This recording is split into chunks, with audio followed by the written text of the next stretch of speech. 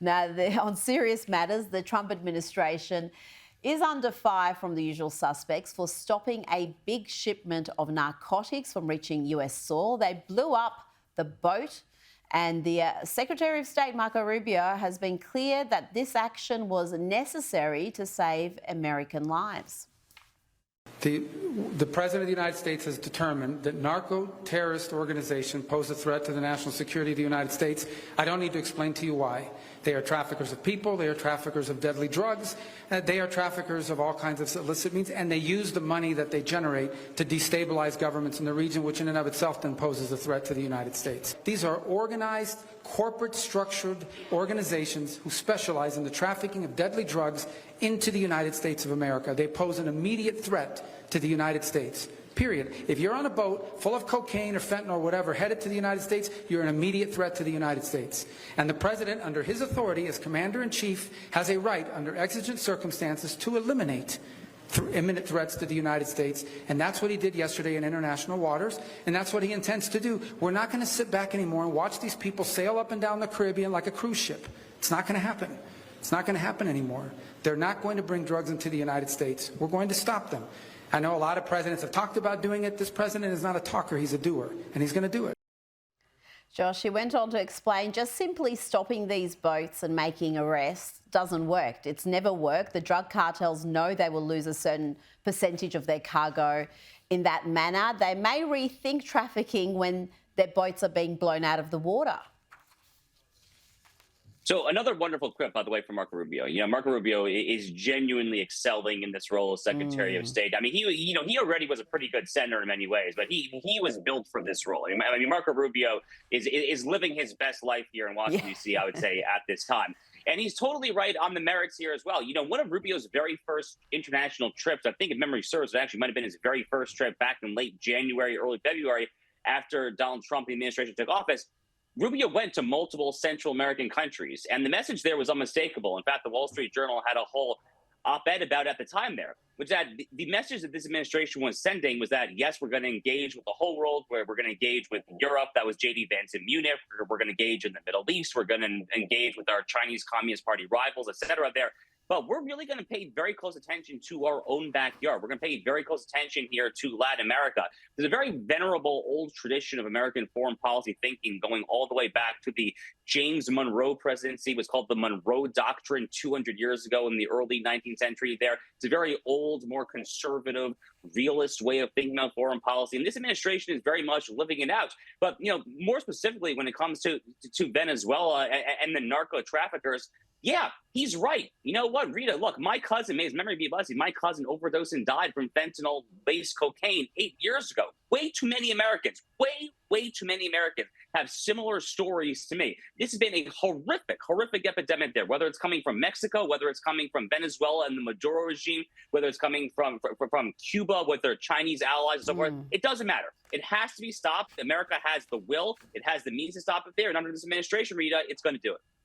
Now, let's hear from the leader of Reform, possibly the next British Prime Minister, if the polls are right. Nigel Farage was in Washington, D.C., giving evidence to a US Congressional Committee holding a hearing into whether European laws threaten Americans' right to speak freely in the US.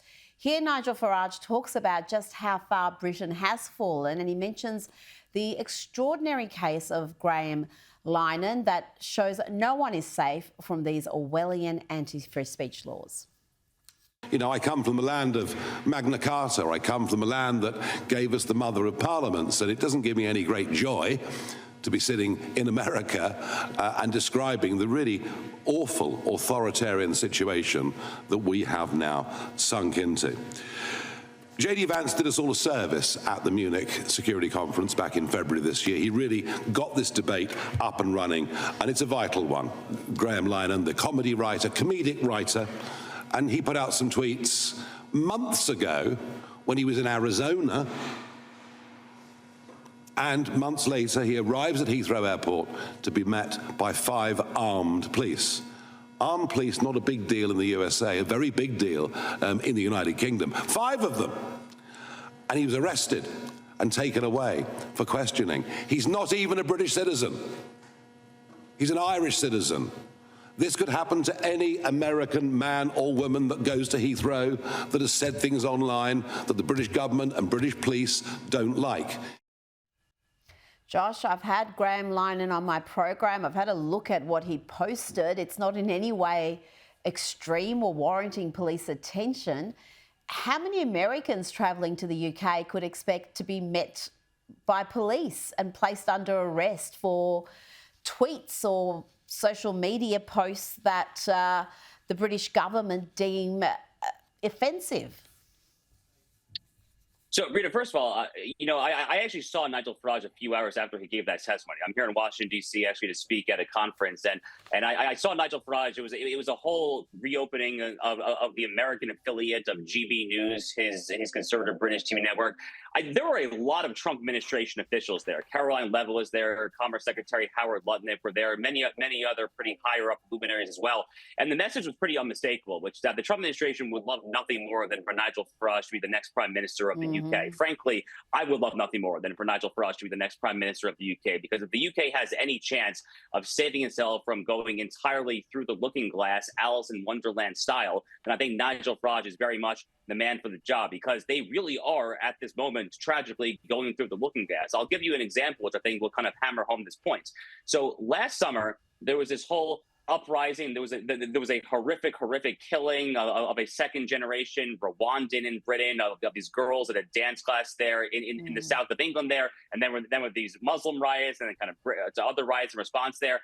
And I did a recording on my show, the Josh Hammer Show, and I talked about two-tier Keir Starmer for the Labour Party the prime minister there.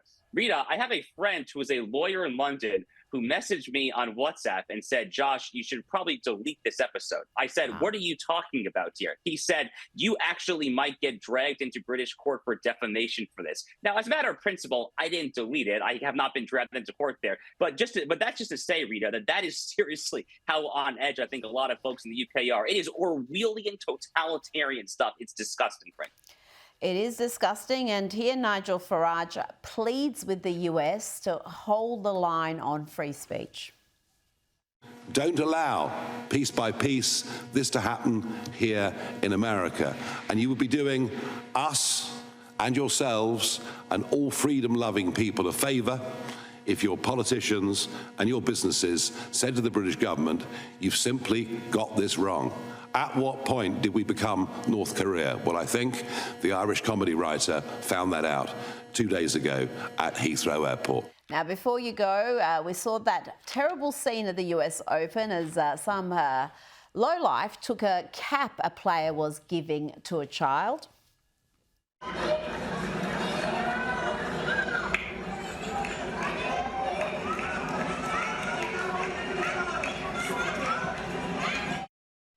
That dude has been named and shamed comprehensively by now, but here's the antidote, Josh, to that nastiness. Watch here as Blue Jays fan catches a baseball and immediately hands it to a young kid who breaks down in tears. And how about some pretty nice sportsmanship by a Blue Jay fan out there? With that young Yankee fan, oh boy, that kid is not going to forget tonight, Roy. It warms the heart, Josh. Yeah, that's beautiful stuff. Look, I mean, Rita, I grew up a diehard baseball fan. We had partial season tickets growing up there. I have fond memories of seeing that sort of stuff in person, actually. I mean, like, that's kind of the quintessential American spirit, right? I mean, right there is kind of this selflessness, this ability to kind of pitch in, to kind of do for the children, for the next generation there. I mean, I don't know who the heck this schmuck is at the U.S. Open there who is stealing this cap there, but, that guy should be tarred and feathered in the public square. And hopefully, Rita, frankly, if I were advising the U.S. Open folks, the U.S. Tennis Association, I would say ban that guy for life, because he doesn't deserve to buy a ticket anymore to the U.S. Open. Oh, he has definitely been named and shamed. I've read a lot about him online in recent days. He's paid a heavy price for that little action. Josh Hammer, thanks for your time tonight. Thank you, Rita.